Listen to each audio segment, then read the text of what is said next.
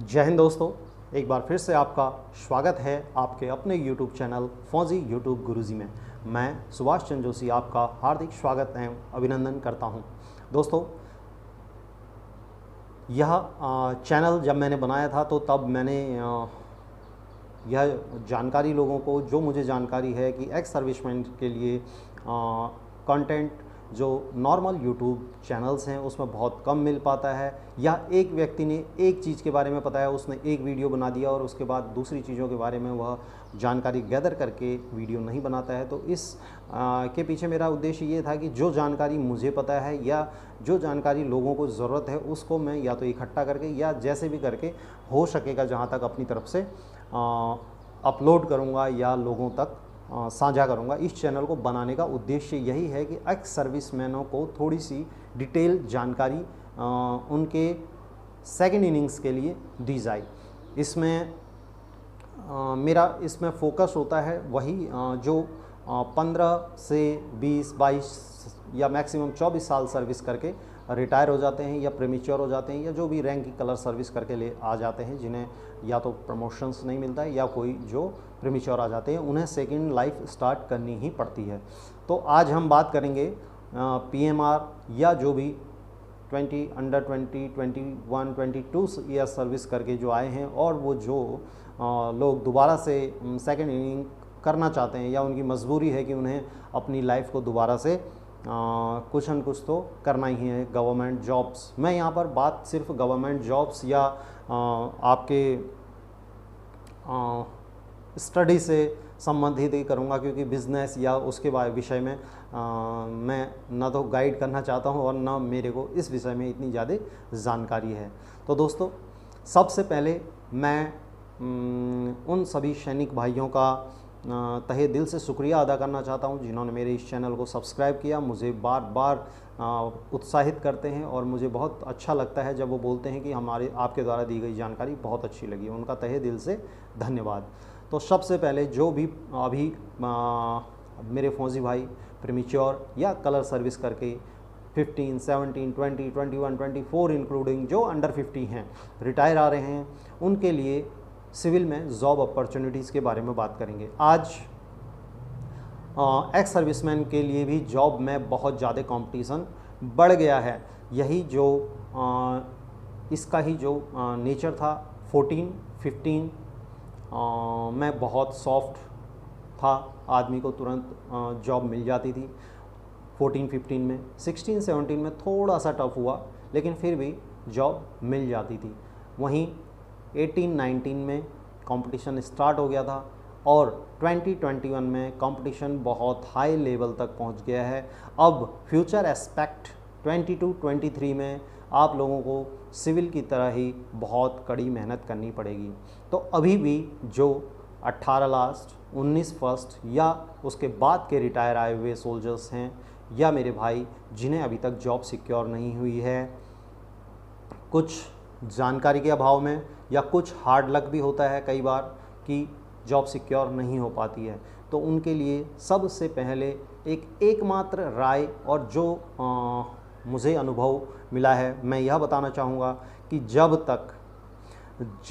तक आपके अकाउंट में पेमेंट सैलरी क्रेडिट नहीं हो जाती है तब तक आप यह नहीं मानना कि मेरा इस जॉब में सिलेक्शन हो जाएगा।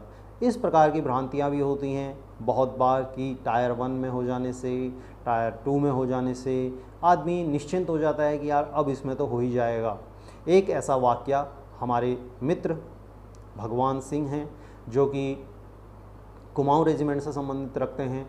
उनका CGL 2018 के वो पार्टिसिपेंट थे। वो बहुत अच्छा स्कोर कर रहे थे और वो ऑनगोइंग हो भी रहे थे। इस बीच में कुछ छोटे टेस्ट जो वो दे सकते थे, बहुत आसानी से क्लियर कर सकते थे, उन पे उन्होंने उतना इंटरेस्ट नहीं दिया। बैंकिंग को भी उन्होंने उतना इंटरेस्टेडली नहीं किया और वह फोकस्ड ऑन ओनली CGL थे। और 18, 19, 20, 21 में जब उसका फाइनल रिज़ल्ट आया, लास्ट तक उन्हें ऑनगोइंग करने के बाद लास्ट अटैम्प्ट, लास्ट मोमेंट पर उनका सिलेक्शन नहीं हुआ। तो आफ्टर 4 इयर्स की running cycle of job process के बाद जब आपका सिलेक्शन नहीं होता है तो फिर आदमी को बहुत दुख होता है, बहुत दर्द होता है और बहुत पश्चाताप होता है कि यार मैंने और जॉब्स में भी इतना अगर इसका 50% भी फोकस किया होता तो अभी तक मेरे पास दूसरी अच्छी जॉब्स सिक्योर हो चुकी होती। तो इन अनुभवों को आपसे साझा करने का मेरा एकमात्र उद्देश्य यह है कि आज मैं वह 10 जॉब बताऊंगा जिन्हें एक्स सर्विसमैन ने 100% फुली इफ़िशियंसी के साथ उनके लिए प्रैक्टिस और उनके लिए हार्ड वर्क के साथ उनको अटेंड करना चाहिए। वह 10 सर्विसों को, उन 10 प्रकार की जो सर्विसें उन्हें एक एक्स सर्विसमैन अगर उतनी ही मेहनत करे जितनी last week of Adam inspection में करता है तो उन जॉब्स को एक एक्स सर्विसमैन बहुत आसानी से सिक्योर कर सकता है। तो उन 10 सर्विसों में उन 10 सर्विसों का नाम मैं बता रहा हूँ आपको। सबसे पहले 4 जो सेक्टर्स हैं, आरबीआई, एसबीआई, आईबीपीएस, आरआरबी, यह 4 सेक्टर्स के बैंकिंग के क्लर्क, मैं पीओ की बात नहीं कर रहा हूँ, सिर्फ क्लर्क की बात कर रहा हूँ, जिसमें कि एक्स सर्विसमैन के लिए रीजनल स्टेट वाइज रिजर्वेशन होती है। यह बहुत अच्छी जॉब है, आपके स्टेट में रहेगी और आपको पे फिक्सेशन भी मिलेगा। जॉब्स कौन सी बताई? RBI assistant, SBI office assistant, जिसको जूनियर एसोसिएट भी बोलता है SBI, IBPS clerk, IBPS RRB office assistant. तो ये 4 जॉबें आपने इन एनी हाउ कंडीशंस करनी है। और इन 4 जॉबों को भरने के लिए अगर आप ग्रेजुएट नहीं हैं सिविल से, तो जो आर्मी का स्पेशल ग्रेजुएशन सर्टिफिकेट आपको मिला है रिटायरमेंट के टाइम, आप उससे भी इन 4 जॉबों को भर सकते हैं। 4 जॉब ये हो गई आपके बैंकिंग सेक्टर की। उसके बाद 4 जॉब्स हैं आपके पास एसएससी की, SSC MTS, SSC CHSL, SSC CGL और एसएससी का सीपीओ। इन 4 जॉबों को भी आपने विदाउट एनी फेल भरना है। आप जाना न जाना वो आपका लास्ट डिसीजन है आपका, जिसमें बेस्ट जॉब में आपका सिलेक्शन हो जाएगा आप उसमें जाइए। आपको फर्स्ट में जो जॉब मिल जाती है आप उसको ज्वाइन कीजिए। आपके पास एसएससी की भी 4 जॉब्स हैं, आपके पास SSC MTS, SSC CHSL, SSC CGL और एसएससी का सीपीओ। ये 4 जॉब्स हैं, जिसमें से एक जॉब एसएससी सीपीओ की जॉब जो आपको फिर से बेल्ट कैप और यूनिफॉर्म की फोर्स की नौकरी ज्वाइन करवाती है, बट वह बी ग्रेड की बहुत अच्छी सैलरीड जॉब है। यह 8 जॉब मैंने आपको इन फिंगर्स बता दी। इन फिंगर्स मतलब आपको इन 4 जॉब्स का सिलेबस, इन 4 जॉब्स की क्राइटेरिया, टेस्ट पैटर्न, ये चीज़ें बाय हार्ट और बाय लर्न होनी चाहिए। फर्स्ट मंथ में आपको पेंशन आने से पहले इन चीज़ों के बारे में पता होना चाहिए। पेंशन आ गए हैं आप तो अब आपको इन चीज़ों के सिलेबस और इनका पैटर्न, इनकी टफनेस, इनका सॉफ्ट कॉर्नर, इनका हार्ड कॉर्नर, सभी को बाय हार्ट याद होना चाहिए for the ex serviceman level. इसके बाद 2 जॉब्स और हैं जो कि एक्स सर्विसमैन को रिजर्वेशन भी देती हैं और अच्छी अपॉर्चुनिटीज़ हैं। वो हैं एक एलआईसी और एक एफसीआई। एक एलआईसी, एक एफसीआई।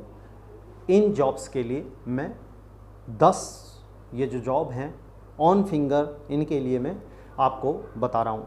इसके अलावा भी बहुत सी जॉब्स हैं, वो होती हैं गोल्डन लक वाले व्यक्तियों के लिए। जैसे एसबीआई सिक्योरिटी गार्ड की आ गई, आरबीआई सिक्योरिटी गार्ड की आ गई, आरबीआई ऑफिस अटेंडेंट की आ गई। यह जॉब्स क्या हैं कि after the duration of 2 and 3 and 4 years में आती हैं, तो आप इतना वेट नहीं कर सकते हैं। मैं आपको बताई हैं 10 वो जॉब्स जो हर साल कंफर्म नोटिंग्स निकालती हैं उनके लिए। अब जैसे दिल्ली पुलिस की हैं, आप उसमें करना चाहते हैं या नहीं करना चाहते हैं। आपकी स्टेट्स की बहुत सारी जॉब्स हैं, वो भी करिए, लेकिन इन 10 को तो कंपलसरी करिए ही करिए। इन 10 जॉब्स को जब आप इनके हिसाब से पढ़ेंगे, सबका आपस में कॉम्बिनेशन है। मैथ सबके लिए इक्वल है, रीजनिंग सबके लिए इक्वल है, किसी में हाई लेवल की एडवांस मैथ्स है, ट्रिग्नोमेट्री, ये हर चीज़ आपको पढ़नी पड़ेगी। अगर आप एक टेस्ट के लिए पूरी तैयारी कर लेते हैं तो आपके फिर 10 के 10 टेस्टों में आपको बड़ा कंफर्टेबल, आप 15 दिन की लास्ट में वही एडम के लास्ट वीक वाली अगर तैयारी कर लेते हैं तो आप हर टेस्ट में क्वालिफाई कर जाएंगे। और रही बात एक्स सर्विसमैन हो जाएगा, इस भ्रम को अपने दिल दिमाग से बिल्कुल निकाल दीजिए। अब एक्स सर्विसमैन का टैग लेकर जॉब पाना एक बहुत टेढ़ी खीर हो चुकी है। आपको सिर्फ एक्स सर्विसमैन हो करके जॉब नहीं मिलेगी, हर कंपटीशन बहुत हाई लेवल का हो चुका है। इस बार CGL की कट ऑफ बहुत हाई गई है, ऐसे ही सभी की कट ऑफ बहुत हाई जा रही है। 2017 CHSL में टाइपिंग टेस्ट क्वालिफाइड न होने के कारण जहां 148 वैकेंसीज वापस एक्स सर्विसमैन से जनरल उनकी इनिशियल कैटेगरीज को गई, वहीं 2018 में अप्रॉक्सीमेटली 600 वैकेंसीज के लिए 1000 कैंडिडेट टाइपिंग टेस्ट पास हैं। तो आप लगा सकते हैं कि जहां पहले पूरे भी नहीं हो रहे थे वहां अब 1.5 गुना हो गए हैं। तो अब सिर्फ एक्स सर्विसमैन के नाम पर जॉब नहीं मिलेगी, आपको एक्स्ट्रा एफर्ट लगाना पड़ेगा, बहुत एक्स्ट्रा एफर्ट लगाना पड़ेगा। जितनी मेहनत आप एडम वाले लास्ट वीक में करते थे कि सुबह PT भी करनी है, फिर ड्रिल भी करनी है, उसके बाद एरिया मेंटेनेंस भी करना है, उसके बाद लाइन मेंटेनेंस भी करना है, और उसके बाद आप अगर किसी पर्सनल इंस्टीट्यूट के इंचार्ज हैं तो उसका भी आपने अपकीप एंड मेंटेनेंस करना है, उसके बाद नाइट परेड भी होनी है, सुबह फिर से PT में करना है। तो यही आपने रूटीन चारों सब्जेक्ट को करना है। जैसे PT, ड्रिल, मेंटेनेंस और नाइट परेड को आप मानते थे, वैसे ही English, maths, reasoning, general awareness, इन चारों सब्जेक्टों को मानकर 2 हफ्ते रात दिन मेहनत करनी है। लास्ट में पहले आपको बेसिक कंफर्म क्लियर करना पड़ेगा सभी टेस्टों के लिए, तो आपके सिलेक्शन को कोई नहीं रोक सकता है। अगर आपको यह वीडियो अच्छा लगा, मोटिवेशन मिला, इससे आपको कुछ भी जानकारी मिली, और आपको अगर कोई पर्सनल मेरे से बात करनी हो तो मैं अपना नंबर डिस्क्रिप्शन में दे दूंगा, आप मुझे कॉल करके भी बात कर सकते हैं। ये मेरा पर्सनल अनुभव है, मुझे 2 साल हो गए। इस दौरान भले ही मैं कोरोना के दौरान सब लॉकडाउन में ही रहे, लेकिन फिर भी जानकारी हासिल करते करते इतने प्रकार की कुछ जानकारियाँ मैंने, ये डाटा मैंने इकट्ठा किया कि आदमी को कहाँ पर फोकस्ड अपनी प्रैक्टिस करनी चाहिए। तो इस वीडियो को अब समाप्त करता हूँ, लंबा हो रहा है लेक्चर। तो फिर दोबारा और एक वीडियो में मिलेंगे, उसमें फिर बात कर लेंगे। ज़रूरी नहीं है कि पूरी बातें इसी वीडियो में करें, और कोई पॉइंट्स आएंगे और कोई कमेंट्स आएंगे तो उनको फिर हम एनालाइज करके दूसरा एक वीडियो बनाएंगे। तो एक बार फिर से आपसे रिक्वेस्ट है, चैनल को सब्सक्राइब कर लीजिए प्लीज़। अगर यहाँ तक आपने देख लिया है तो तब आपका फ़र्ज़ बनता है कि आपने चैनल को सब्सक्राइब करना है। अगर आपने पहले स्किप कर लिया होता तो अभी मैं आपसे नहीं कहता, लेकिन आप यहाँ तक पहुँच चुके हैं तो अब इस चैनल को सब्सक्राइब ज़रूर करें और लाइक करते हुए नेक्स्ट वीडियो के लिए आगे बढ़ें। तो तब तक के लिए खुश रहिए, मुस्कुराते रहिए, जीवन का आनंद लीजिए। मिलते हैं नेक्स्ट वीडियो में, तब तक के लिए जय हिंद।